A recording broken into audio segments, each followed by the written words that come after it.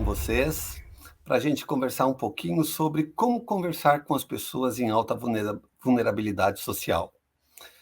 É, vai ser poucos momentos, mas eu espero que desse encontro a gente saia um pouquinho mais preparado para compreender as pessoas que nos cercam, sejam elas de que lugares forem e de que classe social estiverem inseridas. Dessa forma, nosso tema vai ser sobre como apresentar o evangelho a pessoas em situação de maior vulnerabilidade social.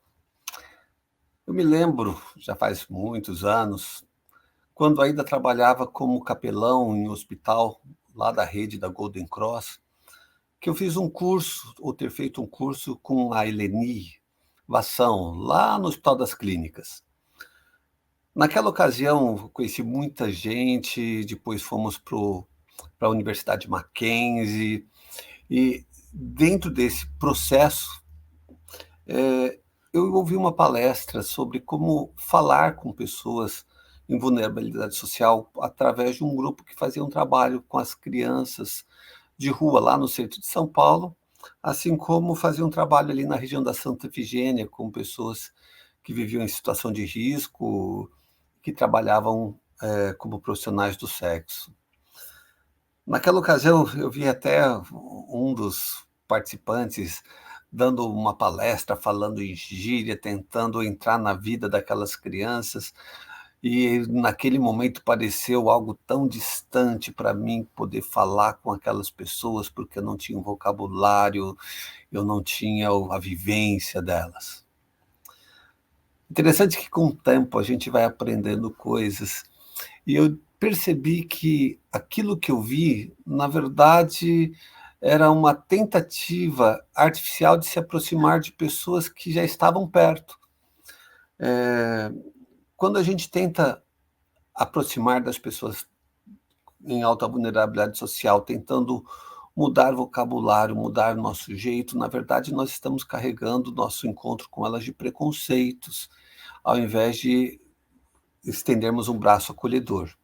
E nesses poucos momentos desse nosso encontro, a gente vai tentar entender um pouquinho quem são as pessoas em alta vulnerabilidade social e como a gente se aproximar dela respeitando-as, de forma que possamos ter, de fato, um encontro real e não artificial, um encontro que capaz de criar marcas profundas e laços reais com essas pessoas. Então, a primeira coisa que a gente precisa fazer é superar os estigmas de que elas não entendem o nosso vocabulário, de que elas não entendem nossa vida, de que elas são pessoas menores. Na verdade, é importante você entender que as pessoas em alta vulnerabilidade social, elas assistem televisão, elas vão ao mercado, elas vão à padaria, elas aprendem um vocabulário formal usado no dia a dia das pessoas, como todo brasileiro ou como toda pessoa inserida em alguma cultura, sabe? Ainda que possa existir nichos com outros costumes, outros vocabulários, elas também sabem circular no nosso mundo ou no mundo das pessoas como você conhece. De forma que é um mundo só. O que acontece é que elas têm contato com outros lugares onde talvez elas tenham que ter aprendido a se relacionar, a sobreviver. Talvez a palavra real seja sobrevivência. As pessoas têm que se adaptar aos ambientes que elas estão, e para sobreviver elas têm que absorver ou captar os símbolos que regem as relações sociais naquele lugar, mas isso não é a única coisa que elas têm, não é aquilo que elas são, é alguma coisa que elas aprenderam para poderem sobreviver em algum lugar, em algum nicho, em alguma circunstância. De forma que a primeira coisa que a gente precisa entender é que as pessoas em alta vulnerabilidade social são como a gente, em todos os sentidos. Elas entendem o que a gente fala, elas têm os mesmos sentimentos, elas têm aspirações, elas têm um dia a dia, elas têm vida, elas têm relações sociais, e nessas relações elas também se completam, e, e elas aprendem a viver dentro daquilo que elas têm para viver. Vamos tentar caracterizar isso aí de uma maneira um pouquinho mais acadêmica. Para isso, a gente precisa entender a diferença do mundo animal e do ser humano. Vamos tentar, então, imaginar quais são as diferenças, ou talvez a principal diferença entre a natureza e o ser humano. Os animais são criaturas que foram formatadas de uma forma completa. É como se fosse um software fechado, ou seja, ele já vem pronto. Os animais, eles já crescem com habilidades, com instintos e comportamentos que ninguém precisa ensiná-los. Eles têm uma programação completa, terminada, independente de todas as outras determinações. Sendo que essa formatação pode ser, de alguma forma, trabalhada. Por exemplo, quando eu adestro um cachorro, quando eu ensino um animal a fazer algumas coisas, trabalhando essa programação pronta deles. Vamos lá.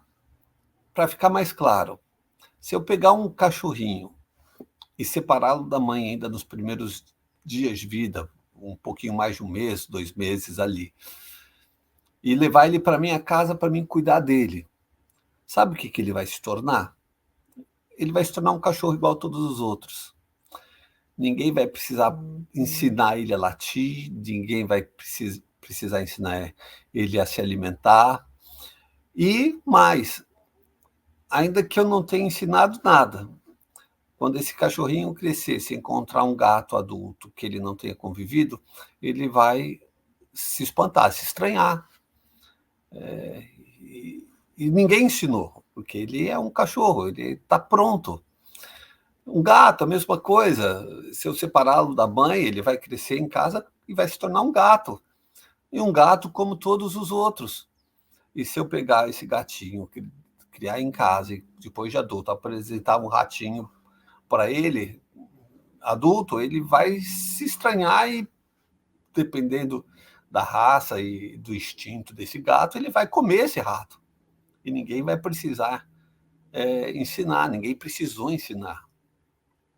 Se eu pegar um ovinho de um pássaro migratório e chocar ele, e nasceu um passarinho, e ele cresceu um passarinho, quando ele vê outros voando, migrando na época certa, ninguém vai ensinar ele, o instinto dele vai se sair voando e vai migrar como todos os outros. A gente precisa enxergar, então, os animais como seres que vêm com um projeto pronto, completo e terminado. Isso são características do mundo animal. O ser humano, não. O ser humano, ele é diferente. O ser humano, ele se constitui como ser humano a partir das relações que ele tem. E se ele não tiver relações, ele não vai se tornar nada. Ele não se torna um ser humano. Pode-se perceber a partir de algumas experiências relatadas na história humana, como a dos meninos lobos e outros mais, que o ser humano ele vai ser construído a partir das relações concretas que ele tem com o mundo. E pronto. Se ele não tiver contato com nada, ele não vai se tornar nada. E tudo que ele pode se tornar é a partir daquilo que ele viveu, da concretude da sua vida e das suas relações. Ou seja, o ser humano ele nasce como um software aberto. Ele só tem a base e que vai ser construído a partir das suas relações. Os animais, o software fechado. O ser humano, o software aberto. Vamos entender melhor isso. Quando um ser humano nasce, ele nasce com 5 anteninhas, 5 sensores, 5 sondas que vão captar estímulos, sinais do mundo que o cerca. E isso vai fazer com que ele comece a se construir, ou seja, ele vem vazio. E são só cinco sondinhas. A gente costuma chamar essas sondas de 5 sentidos. E eles são tato, olfato, visão, adição e paladar. Tire essas 5 coisas e o ser humano vai ser alguém preso no mundo escuro, frio, sem nada, sem contato com ninguém e isolado de tudo e de todos. No momento em que eu lanço essas 5 sondas, esses 5 sensores, eu começo a captar coisas, captar o mundo. E a partir do momento que eu capto, eu começo a me tornar alguma coisa ou alguém que é formado a partir daquilo que esses sensores captam. De forma que o valor do ser humano vai ser construído a partir daquilo que ele começa a captar desse mundo. Vamos lá entender isso. Vamos tentar entender, então, uma antropologia da ontologia do ser humano. Então, eu tenho ali no início, no meio, um aparelho psicobiológico. Isso é o que a gente nasce. E esse aparelho psicobiológico começa a se relacionar com 3 grandes áreas. Um é a ecologia, que é o meio ambiente que a gente vive. E aí eu falo meio ambiente mesmo. O, o, o que vem com cor, com sensações, com frio, com calor, com sol, com noite, com plantas, com cheiros, com sabores. Meio ambiente. O segundo grande campo que o homem se relaciona, ou que o aparelho psicobiológico se relaciona, são as relações sociais. São as pessoas. São aquilo que a gente pode chamar do semelhante, ou seja, desde que o bebê nasce, ele começa a captar coisas e a dar respostas com pessoas que vão responder de acordo com aquilo que eu mandei para eles. Ou seja, um bebezinho nasce, percebe o toque da mãe, o contato da mãe, a voz da mãe, do pai ou do cuidador, e responde, e normalmente ele responde chorando. E a partir da resposta que ele recebe do choro, ele descobre como que essas relações estão funcionando, e ali tem uma relação de benefício, né? Ou seja, eu sei a hora que eu vou chorar para receber alguma coisa ou não, e a partir das respostas daquilo que acontece nessa interação, a criança vai começando a se entender como participante de um grupo social e como ela deve se relacionar com esse grupo social.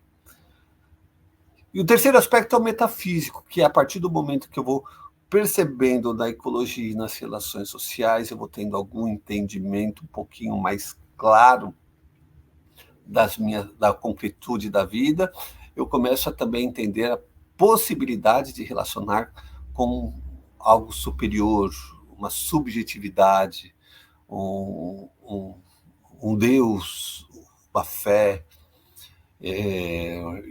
onde eu também vou criar nessa relação com o sobrenatural algumas convicções, e essas 3 áreas cujo aparelho psicológico se relaciona, vai constituir um ser.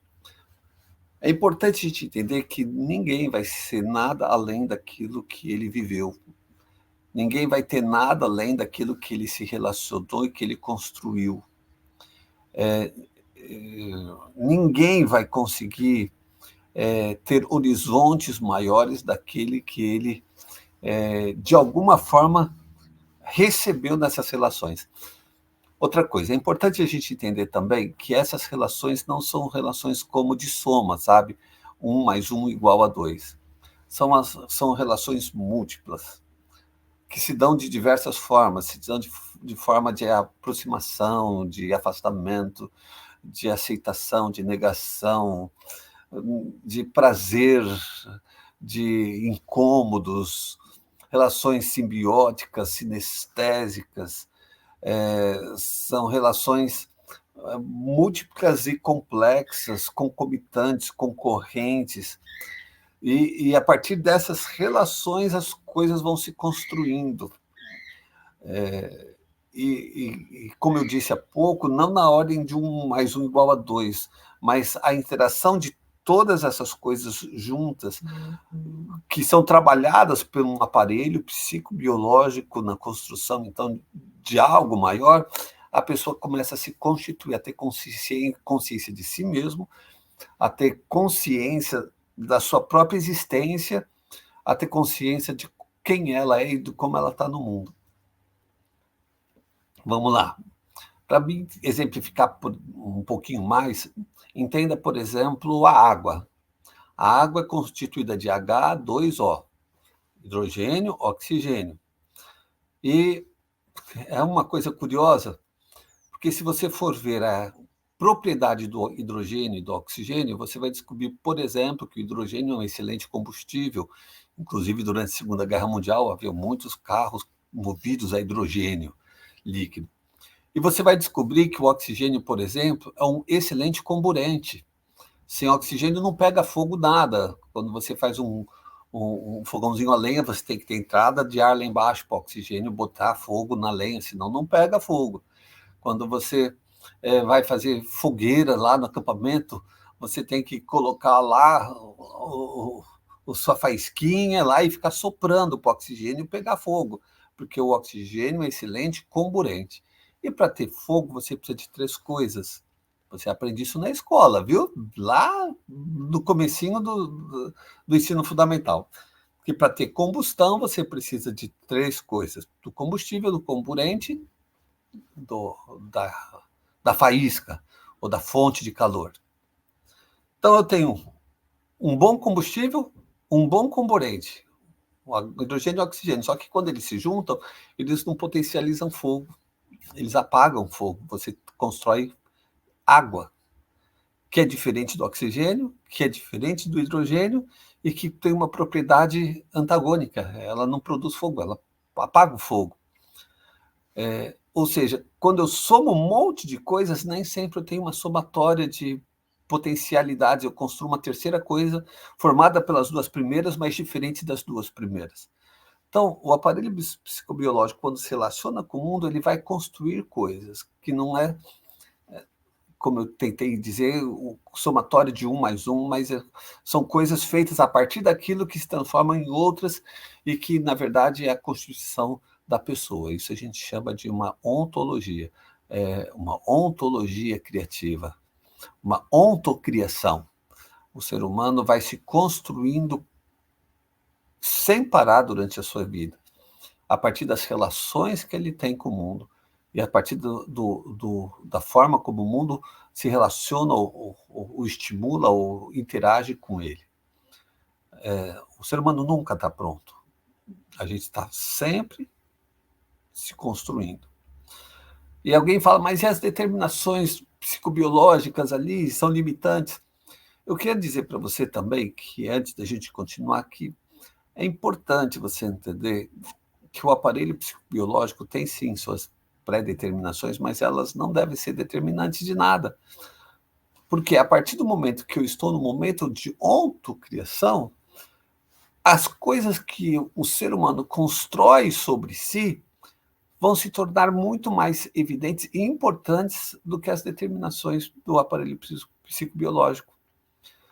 É como um caderno. Tá, o aparelho psicobiológico é o caderno. Tem a capa, tem a folha, tem as linhas. Vamos entender essa comparação. Só que qual que é o valor de um caderno ou de um livro? O valor de um livro nunca esteve nas folhas, nas pautas ou na sua capa. O valor de um livro nunca teve na sua existência como celulose acumulada ou arquivada. O valor do caderno ou do livro começa a se evidenciar a partir do conteúdo que eu coloquei lá. De forma que aquilo que eu escrevi é que dá valor ao livro, e não a essência do livro, que seriam suas folhas, ou do caderno, que seriam suas folhas. O valor do ser humano, a essência, a consciência dele como pessoa, vai se evidenciar a partir da construção que ele fez de si mesmo a partir das relações. E essa construção supera em muito as determinações do seu aparelho psicobiológico. Se eu entendi esse princípio, aí eu vou entender um pouquinho sobre como me relacionar com pessoas em vulnerabilidade social. Porque daí eu vou procurar conhecer a realidade delas, como elas se constituíram como pessoa. Na verdade, vamos entender algumas coisas, as pessoas em vulnerabilidade social e que às vezes têm comportamentos que às vezes que nos levam às vezes a olhar com desconfiança, isso carregado de preconceito, mas acontece. Na verdade, são pessoas como todas as outras, que apenas tiveram o seu repertório cultural mais estreito comparado com as pessoas que tiveram outras oportunidades.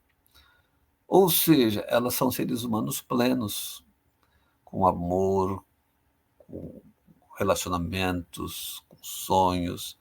Só que esses sentimentos, esses sonhos, foram limitados pelos horizontes das vivências que elas tiveram. E se elas não tiveram oportunidade de alcançar coisas mais nas suas relações que a constituíram como pessoa, ela vai desconhecer as coisas que possam existir além dos limites que ela viveu. De forma que, a partir do momento em que a gente puder apresentar para ela outros horizontes, outros limites, ela vai continuar nesse movimento ontocriativo a se desenvolver e vai conseguir alcançar outras coisas, outras formas de olhar o mundo e outras formas de relacionar com ele.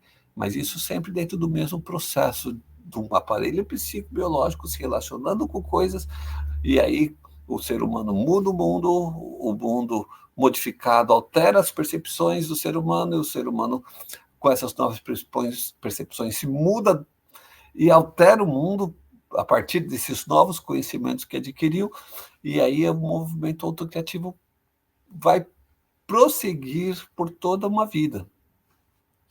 Então, as pessoas, como eu já falei antes, em vulnerabilidade social, têm familiaridade com a linguagem do dia a dia das pessoas. Elas veem televisão, elas escutam rádio, elas têm relações sociais, seja com o empregador, seja com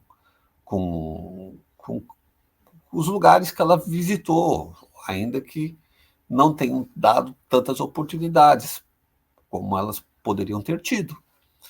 Mas elas têm a familiaridade, você não precisa se aproximar com ela com uma linguagem artificial, que ela não vai entender você. Ela vai olhar para você com desconfiança, vai dizer, olha, esse aí é um caricato que está tentando ser o que ele não é. E isso já vai criar uma barreira. Elas se sentem honradas e respeitadas quando a gente se aproxima dela com a nossa linguagem básica e simples, o português. E elas vão te dar mais atenção. Elas têm seus costumes, têm crenças, têm valores, tem uma cultura plena construída ali dentro dos limites que ela viveu. A gente tem que entender que também, na relação com pessoas em situação de vulnerabilidade social, muitas são desconfiadas e apresentam posturas subalternas. Isso simplesmente é um reflexo de mecanismos de defesa atuando porque elas se relacionaram com o mundo e descobriram que o mundo muitas vezes não dá oportunidade e que sempre procuram não ouvi-las. O mundo se apresenta a elas de uma forma impositiva, a chefe, o governo, a polícia, a autoridade, e elas aprenderam que se falarem um pouquinho mais alto, às vezes vão sofrer consequências. Então, muitas delas têm posturas subalternas. na relação de marido, pai, filho, as culturas que às vezes predominam em meios subalternos são de situações onde há sempre a imposição. Então, elas aprenderam isso. Muitas vezes elas têm mais facilidade em compreender coisas práticas, ou seja, não foram muito estimuladas à subjetividade, ao pensamento abstrato. E por não terem sido muito estimuladas, elas têm como compreender as coisas práticas, causa e efeito. Muita gente já prometeu muita coisa, não cumpriu. Então eu vou acreditar naquele que faz ao invés de falar. Então são pessoas que têm mais facilidade de compreender coisas práticas, causa e efeitos. Não muito, a maior parte desse grupo não é afeito a promessas. Elas querem ver fatos. Elas são mais suscetíveis a aceitar mudanças que possam dar perspectivas de vida. Ou seja, se alguém de fato fizer alguma coisa que possa mudar a vida delas, elas aceitam. Se alguém falar muito, muitas vezes elas não vão dar muito ouvidos. Eles vão dizer, é mais um, como sempre, que vem aqui para falar um monte de coisas e sumir. Então, vamos para algumas dicas de como obter sucesso na relação com essas pessoas? Então, vamos lá. O fator de impacto e a medida a ser adotada. Então, primeiro, elas são pessoas vulneráveis. O que eu tenho que fazer com isso? Eu tenho que atender às necessidades delas. Primeira coisa, ao se aproximar dessas pessoas, é ver, ouvir e perceber e agir. Eu vou primeiro me aproximar dela como alguém que, de fato, tem interesse no bem-estar delas e que faz alguma coisa para que isso aconteça. Segunda coisa, são pessoas, não estou generalizando, mas que têm pouco tempo para leitura. E muitas delas têm até dificuldade de ler mesmo.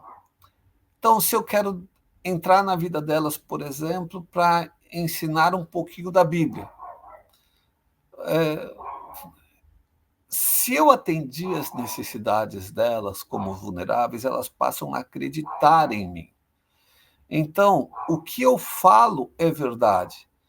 Eu não preciso pegar um estudo bíblico com 12 versos e pedir para ela ler com dificuldade. Não, eu posso ser mais direto. Eu posso chegar, ler um versinho para ela, ou pedir para ela ler 1 ou 2 versos, e aí eu vou contar, eu vou falar. E a partir do que eu conto e do que eu falo, ela vai acreditar, porque eu atendi a necessidade dela e ela acredita em mim. Uma pessoa em vulnerabilidade social, ela não vai se converter a uma doutrina, ela vai se converter a uma pessoa que é você. E a partir de você, ela vai conhecer coisas maiores, como a fé, como a pessoa de Cristo e como a religião pode se tornar boa para a vida dela. Terceira coisa, elas têm pouco repertório, então usem linguagem simples. Elas não vão entender muito claramente quando você fala de estátuas, de metais, de história,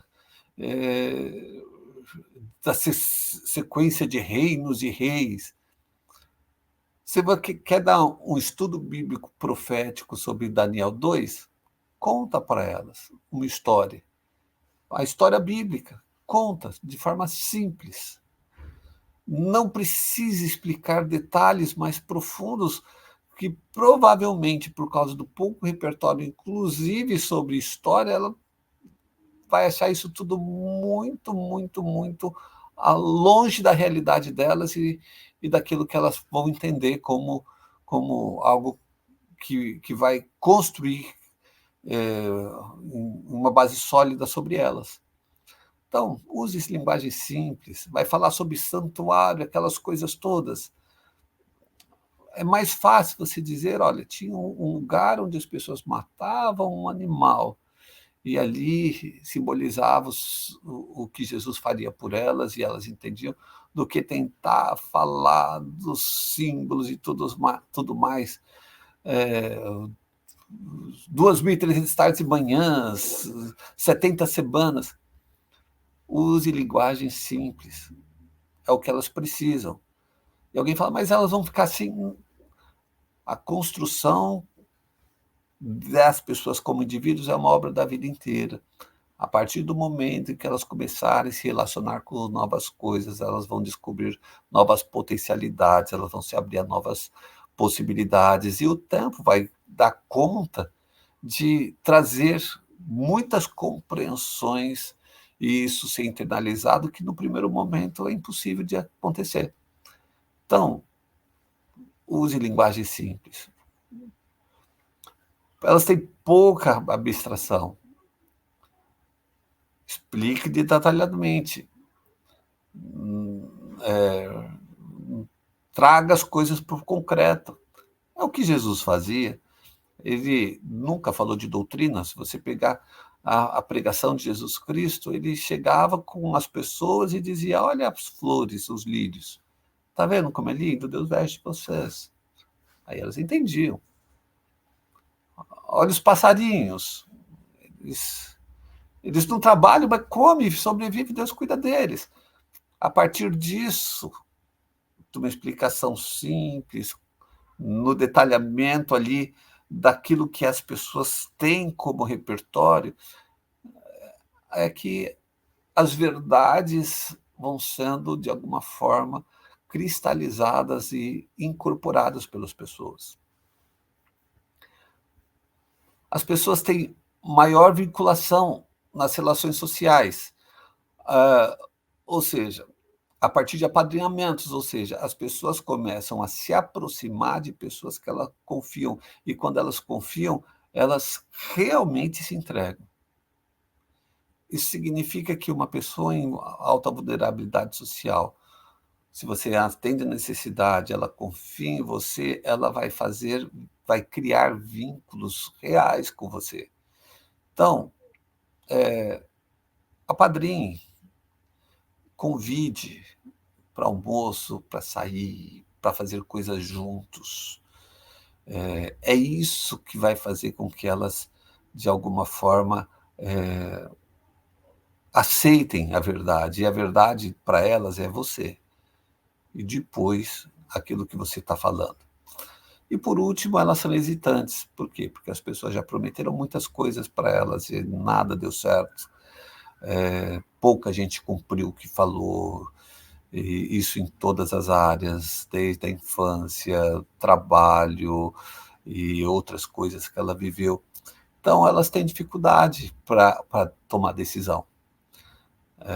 Se você falar, você quer, você decide, ela vai falar, nossa, tem alguma coisa atrás disso. Ela não vai falar, mas vai pensar e vai dizer, será? Acho melhor não. São hesitantes. As coisas nem sempre deram certo, na maior parte da vida não deram certo. Então elas têm medo de dizer, é isso. Mas elas vão tomar a decisão a partir da sua decisão.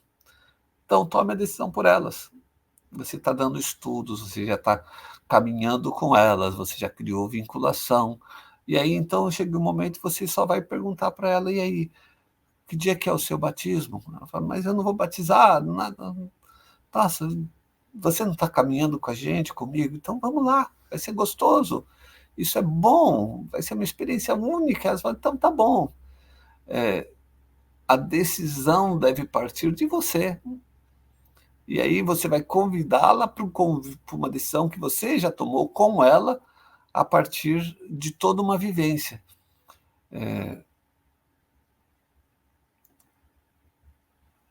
importante tirar o peso do convite para uma decisão.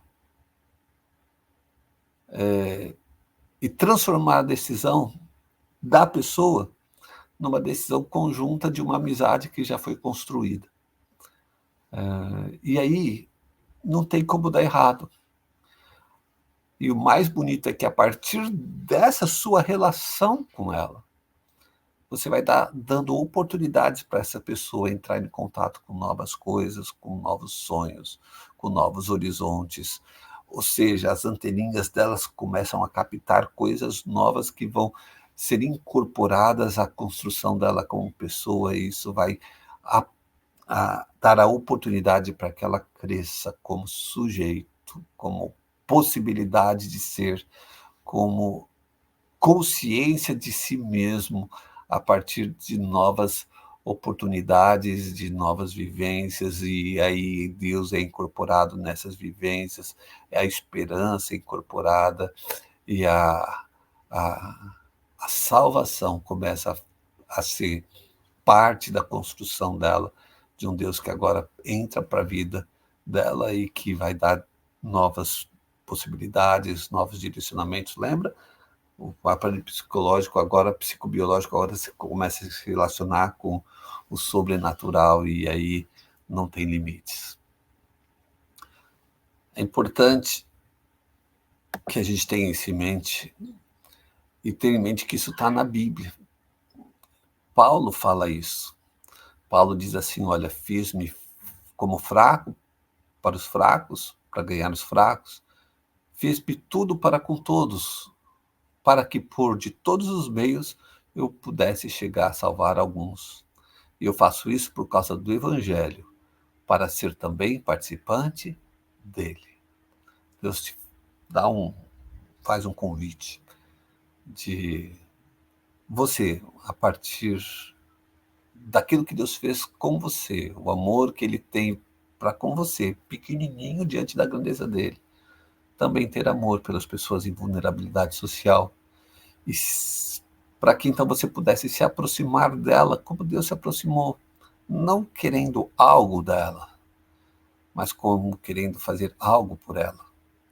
Não como querendo transformá-la num troféu para sua bondade, para sua capacidade evangelística, mas transformá-la numa pessoa que você passe a amar, se relacionar e a construir coisas reais com essa pessoa, assim como Cristo fez pela gente.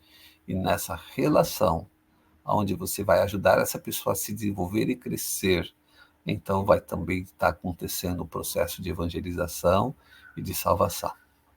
Que Jesus nos abençoe, possa nos fazer entender isso, e que essas pinceladas, essas gotinhas de insights que a gente apresentou hoje, possam ajudá-lo a também se construir como pessoa e ajudá-lo a ajudar a transformá-lo, ou ajudá-lo a se tornar um evangelizador de fato, um discípulo que, assim como Deus enviou Cristo, possa ser você enviado por Cristo para salvar outros. Jesus te abençoe, e foi um prazer estar aqui com vocês.